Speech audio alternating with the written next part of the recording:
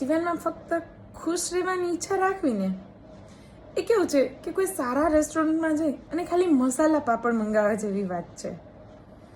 જીવન રસદાર હોવું જોઈએ. અને ખરેખર તમે વિચારો, જીવન આપણું રસદાર જ છે.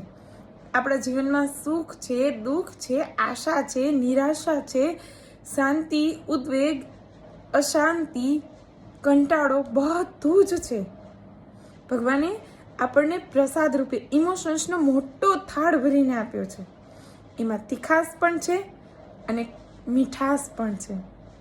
એટલે જોવા આપણી લાઈફ છે એ ફૂલ ઓફ ઇમોશનથી ભરેલી છે.